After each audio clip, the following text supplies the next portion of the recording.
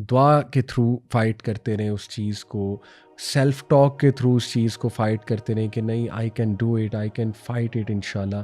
और सबसे बड़ी बात विल पावर को बिल्ड करने की कि बिलीव मी, वो ट्रिगर, वो टाइम जब ट्रिगर पीक पे है, जब ट्रिगर सर पे सवार है आपके, राइट, उस टाइम पे ट्रिगर को जो है वो अवॉइड कर जाए।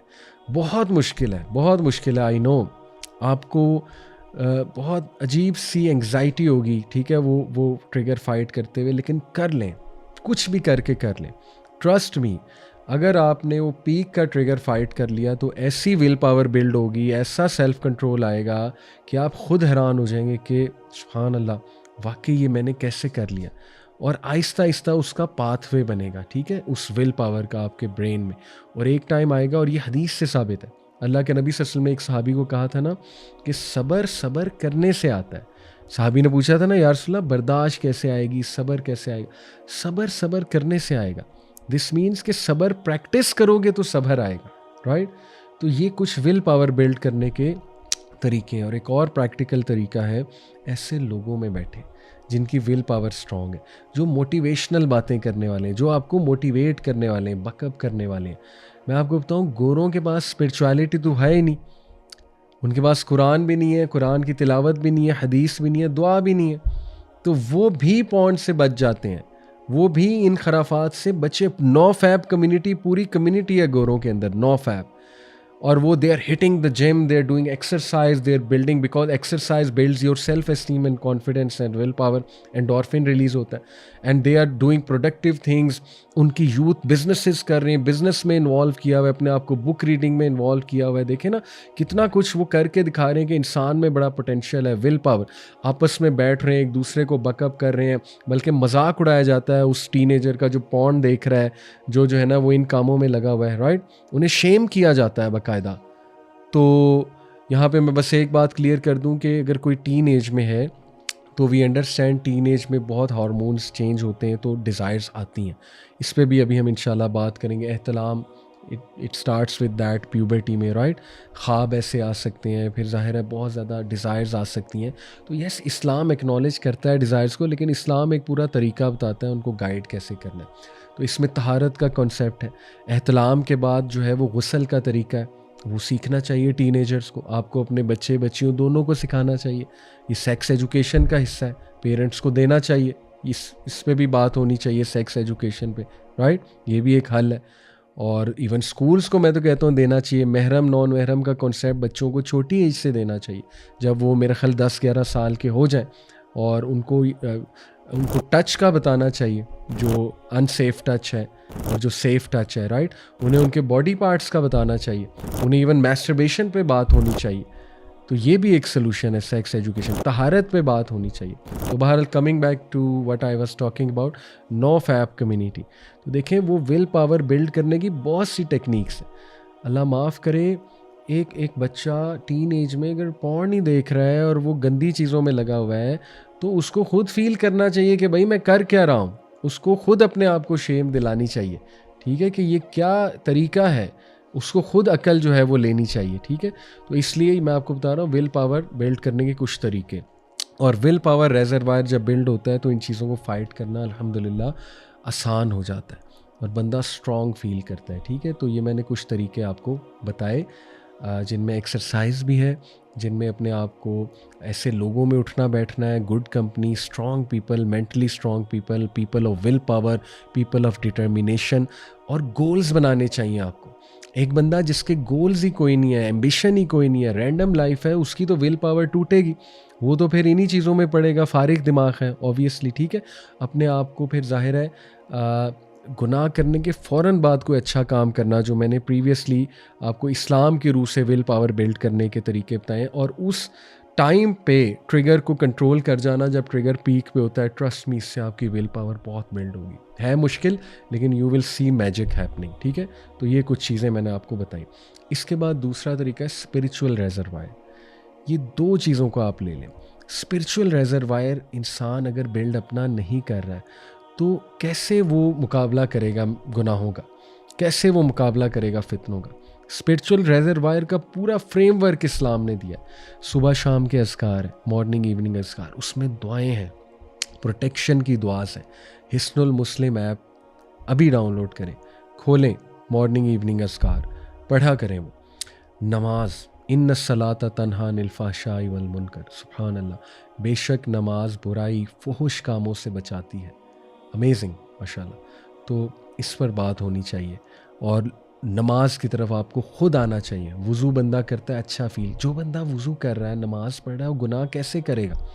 क्योंकि गुनाह जब आप करेंगे तो गुस्ल लेना पड़ता है। You know what sin I am talking about, ठीक है ना। फिर इस्लामिक रूटीन, रात को जल्दी सोना, रात को ही तो ये गुनाह एक्टिव होते हैं। सारी ये सेक्सटिंग और ये चीज़ें और ये चैटिंग, ये रात को ही तो एक्टिव होती हैं।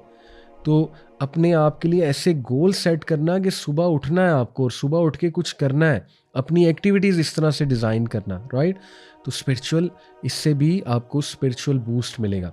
फिर मस्जिद में जाना, खसूसन मेल्स, मस्जिद में जाकर बैठना, मुसल्ले पे बैठना, नमाज के बाद बैठना, ज़िक्र अज़कार करना, कुरान डेली पढ़ना, ठीक है। तो कितना फ्रेमवर्क इस्लाम ने दिया हुआ है। लकी हैं आप लोग, गोरों के पास तो है नहीं ये फ्रेमवर्क, येट वो इन चीज़ों से बचने की कोशिश कर रहे हैं। तो मुसलमान जो है, अफसोस की बात है, सबसे ज़्यादा पॉर्न सर्च पाकिस्तान से होता है, ये according to recent data analysis, जो डाटा एक्सपर्ट हैं एनालिसिस करने वाले, उनके मुताबिक है। तो इसलिए ये बहुत ही बड़ा अलमिया है और बहुत ही अफसोस की बात है। तो इसलिए स्पिरिचुअली अपलिफ्टमेंट के लिए डाइट का भी बड़ा रोल है। सुन्ना डाइट खाना, ठीक है ना, और सर्च अबाउट इट, सुन्ना डाइट क्या है। तो उससे और ऐसी डाइट की तरफ ना जाना जो डिज़ायर्स को भड़काने वाली। Fast food is a big big big no when it comes to having a good diet, a balanced diet. Fast food तो आपके डिज़ायर को भड़काने वाली जो है वो पूरी एक डाइट है। और फिर जाहिर है कि यूथ को सर्च करनी चाहिए कि ऐसी डाइट जिससे बेहतरी आए मेरे अंदर। और इसके बाद फिर fasting is a big solution, fasting is a shield. और नबी सल्लल्लाहु अलैहि वसल्लम ने बाकायदा यूथ को एडवाइस की कि फ़ास्ट करो, because it will help you curb your sexual desires. तो स्पिरिचुअल रिजर्वायर बिल्ड करने के लिए बेशुमार हमारे दीन ने जो है वो अल्हम्दुलिल्लाह सॉल्यूशन दिए हुए हैं। एक और चीज़ को हम क्विकली डिस्कस कर लें कि सेक्शुअल थॉट्स आना, because it all starts from thoughts. याद रखें, टीन एज में स्पेशली बहुत थॉट्स आते हैं, और हम भी चूँकि टीन एज से गुजरे हैं, ऑब्वियसली हर वो बंदा इससे रिलेट करेगा जो टीन एज में है या गुजरा है टीन एज से। स्पेशली अगर कंटेंट आप ऐसा देख रहे हैं तो थॉट्स तो आएंगे। फिर आप ऐसी कंपनी में बैठ रहे हैं जो ये सेक्सुअल बातें कर रहे हैं, फिर भी थॉट्स आएंगे। और बच्चों को तो वैसे ही जब वो प्यूबर्टी रीच करने वाले होते हैं तो क्यूरियोसिटी बहुत होती है, क्यूरियोसिटी में वो बड़ा कुछ देखते हैं, बड़ी बातें करते हैं, एक दूसरे को बताते हैं, राइट। तो ये चीज़ें पेरेंट्स को मैनेज तो करनी है, और स्कूल्स को भी सेक्स एजुकेशन के थ्रू एजुकेट करना है बच्चों को, right. Safe use of the internet सिखाना है, डिजिटल एडिक्शन पे बात होनी चाहिए स्कूल्स में एट अ वेरी स्मॉल। मैं तो कहता हूँ 4-5 क्लास से डिजिटल एडिक्शन पे बात शुरू कर दें बच्चों से, इवन सेक्स एजुकेशन पे बात शुरू कर दें। ये तो डिज़ाइन करना चाहिए पेरेंट्स को भी और स्कूल्स को, एडमिनिस्ट्रेशन को मिलकर, राइट। और घर में भी इसकी तालीम होनी चाहिए। तो इसलिए जो सेक्शुअल थाट्स हैं वहाँ से सारी बात शुरू होती है। रात सोने से पहले अगर आप यही सोची जा रहे हैं, ठीक है, अल्लाह माफ़ करे, फिर कोई ड्रीम आ गया है जो शैतान की तरफ से होता है ऑब्वियसली, तो उस ड्रीम के बारे में ही सोचे जाना और उस ड्रीम से फिर एक प्लेजर हासिल करना, राइट। तो ये पहली तो बात आपके लिए एक होप है कि सिर्फ थॉट्स का आ जाना ये एज सच गुनाह नहीं है, ये किसी भी बंदे को आ सकते हैं। ज़्यादा ये अलग बात है उनको आते हैं जो ऐसी चीज़ें देख रहे होते हैं या ऐसी कंपनी में बैठ रहे होते हैं या ऐसी बातें कर रहे होते हैं या ऐसे नॉवेल्स पढ़ रहे होते हैं या ऐसी स्टोरीज़ पढ़ रहे होते हैं, उनको ज़्यादा आने ही आने हैं, राइट। या अल्लाह माफ़ करे जो पॉर्न देख रहे हैं, लेकिन वैसे भी आ सकते हैं। तो ये एज़ लॉन्ग एज़ इन पे अमल नहीं किया जाता गुनाह तो नहीं है, क्योंकि नबी सल्लल्लाहु अलैहि वसल्लम ने फरमाया, सही बुखारी सही मुस्लिम की हदीस है, अल्लाह इज़ फॉरगिवन माय उम्मा for whatever crosses their mind so long as they do not speak of it और एक्ट अपॉन इट। कि इस हदीस से साबित होता है, इसमें होप भी है कि थॉट्स आ सकते हैं, किसी को भी आ सकते हैं, लेकिन एज़ लॉन्ग एज़ उन थॉट्स के बारे में इतनी बात नहीं वो कर रहा या अमल नहीं कर रहा, तो इंशाल्लाह उसका गुनाह नहीं है। लेकिन जानबूझ के थॉट्स लाना, जैसे फॉर एग्ज़ाम्पल ये एक सवाल होता है कि if a person is having intercourse with his wife और ड्यूरिंग इंटरकोर्स वो किसी और औरत का सोचे, हालांकि इंटरकोर्स अपनी वाइफ से कर रहा है, तो क्या इसका भी गुनाह है? बिल्कुल गुनाह है, हराम काम है, मुत्तफ़िकुन अलैह कंसेंसस है स्कॉलर्स का, गलत काम है और ऐसा नहीं होना चाहिए। तो इस्लाम दिल की पाकीज़गी और जहन की पाकीज़गी और जिस्म की पाकीज़गी इस पे बहुत ज़्यादा ज़ोर देता है और ये सब इंटर रिलेटेड है। जो बंदा जिस्मानी तौर पे पाक रहना पसंद नहीं करता, फिर डेफ़िनेटली उसका जहन भी पाक नहीं है और ज़ाहिर है कि फिर उसको वो रूहानी तौर पे भी पाक नहीं है। तो इसलिए जिस्मानी तौर पे पाक रखना, तहारत करना, देखिए ना अफ़सोस होता है कि एक बंदा तहारत का ही नहीं ख़्याल रख रहा, उसे पता ही नहीं तहारत करनी कैसे, तो फिर डेफ़िनेटली उसका जहन कैसे पाक रहेगा। तो these are all inter related things, so we have to work on that too. लेकिन मैं ये कह रहा था कि देखें ख़यालात आ जाते हैं, बट उन ख़यालात को जड़ ना पकड़ने दें, ठीक है। Don't let them build a nest inside your brain.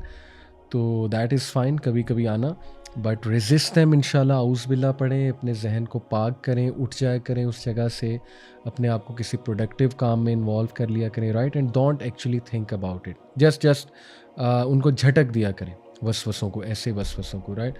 और इसके अलावा भी कुछ गाइडलाइंस जो हैं वो उनको कंट्रोल करने की, कि ऐसे कंटेंट को अवॉइड करें कि वो ख़यालात जन्म लें, ऐसी कंपनी को अवॉइड करें कि वो ख़यालात जन्म लें, स्कैंडलस न्यूज़ से दूर रहें, स्कैंडल से दूर रहें, राइट।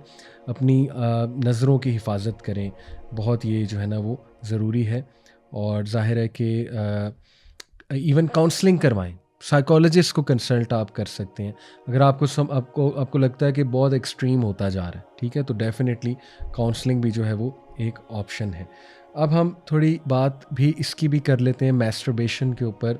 बहुत से लोग इससे भी परेशान हैं, सवाल पूछते हैं कि क्या है हलाल है हराम है। देखें, द फैक्ट कि आप लोग सवाल पूछ रहे हैं कि मैं तंग आ गया हूँ या आ गई हूँ और मुझे इसकी आदत पड़ चुकी है इस गुनाह की, तो the fact that you are so worried about it और यू फील सो मतलब मैं कहूँगा एम्बैरेस्ड अबाउट इट, और इसके बारे में बहुत नीचा फ़ील करना कि मैं गिर गया हूँ बहुत ज़्यादा डिग्निटी से या गिर गई हूँ, ये सब इस बात की दलील है कि ये सही काम नहीं है, हराम है। मतलब I know there are people out there telling you कि मेडिकली इसका कोई नुकसान नहीं है। अगेन, मेडिकली इस पर रिसर्च कितनी हुई है टू बी ऑनेस्ट, ठीक है, but let's not go there, मैं डॉक्टर नहीं हूँ। बट इंशाल्लाह ये कि मैं अगर रिलीजन के मुताबिक जो है वो बात करूँ, तो क्लियर कट इस पे ज़्यादा जो स्ट्रॉन्ग ओपिनियन है स्कॉलर्स का, तमाम स्कूल्स ऑफ थॉट्स का, जो स्ट्रॉन्गर ओपिनियन हमें मिलता है वो ये कि हराम है। सिर्फ एक कंडीशन में एक स्कूल ऑफ थॉट इसको जायज़ समझता है, वो सिर्फ ये है कि एक बंदा मजबूर हो रहा है कोई ज़िना करने पे, अल्लाह ना करे, और उसके पास चॉइस कोई नहीं है, तो वो अपनी डिज़ायर को रिलीव करने के लिए ये कर सकता है। और मैं बहुत ओपन बात करूँगा कि इवन आजकल मैंने इस्लामिक काउंसलर्स को ये बात करते सुना है कि एक बंदा पॉर्न एडिक्ट है और उसको डर है वो पॉर्न देख लेगा, तो पॉर्न का भी नतीजा और एंड यही होता है ना कि मैस्टरबेट ही करता है बंदा, तो वो बग़ैर ना देखे और एक स्मॉलर सिन की तरफ आ जाए जो कि मैस्टरबेशन है। ये एक प्रैक्टिकल इस्लामिक काउंसलर्स को कहते हैं, मैंने सुना है, लेकिन I don't even recommend this. Ideally इसको कंट्रोल किया जाए। It makes you feel very bad, very low, you feel self degradation और आपका कॉन्फिडेंस शैटर होता है, इंसान अच्छा नहीं फील करता इसको करने के बाद, सीधी सी बात है, ठीक है जी। तो इसलिए इसको भी इंशाल्लाह हम डिस्कस करते हैं कि इसको किस तरह से कर्ब किया जाए। पहली तो बात इसकी दलील क्या ये हराम है, क्योंकि एक तो देखिए कि सूरह मोमिनून में अल्लाह सुब्हानहू व तआला ने इसके हवाले से इनडायरेक्ट इशारा इस तरफ है, और ये इमाम अबू हनीफा और इमाम शाफ़ी की भी यही दलील है इसके हराम होने के हवाले से, कि अल्लाह ताला ने कहा ना कि and they protect there sexual organs, वो अपने प्राइवेट पार्ट्स का ख्याल करते हैं। सूरह मोमिनून की आयत है ये आयत, बल्कि मैं अभी इंशाल्लाह आपके सामने भी रखता हूँ। ये आया है जी 5, वल्लज़ीना हुम लिफ़ुरूजिहिम हाफ़िज़ून, एंड दे आर दोज, मोमिनून की बात हो रही है जो कामयाब हैं, they are those who guard their private parts इल्ला अला अज़वाजिहिम औ मा मलकत अयमानुहुम फ़इन्नहुम गैरु मलूमीन, एक्सेप्ट फ्रॉम देयर वाइव्स और those their right hands possess, जो एक कॉन्सेप्ट था कॉन्क्यूबाइंस का, और पुराने दौर में काफ़ी ज़्यादा ये कॉन्सेप्ट था। For Indeed they will not be blame. लेकिन इस आया में कहीं भी अल्लाह ने मैस्टरबेशन का जिक्र नहीं किया। ये दलील है इस बात की कि अगर मैस्टरबेशन अलाउड होती तो कहीं ना कहीं इशारतन ही उसका जो है ना वो हमें कोई इशारा ही मिल जाता। यानी यहाँ तो ये नहीं है कि अल्लाह ने कहा ना कि they protect their private parts except from their wives and those their right hands possess. ये तो नहीं कहा कि वो हाँ मैस्टरबेशन भी कर सकते हैं। शरीयत, आपको पता है कि शरीयत में फिर ये शर्म नहीं है। जो बात हलाल है वो खुल कर बयान की जाती है।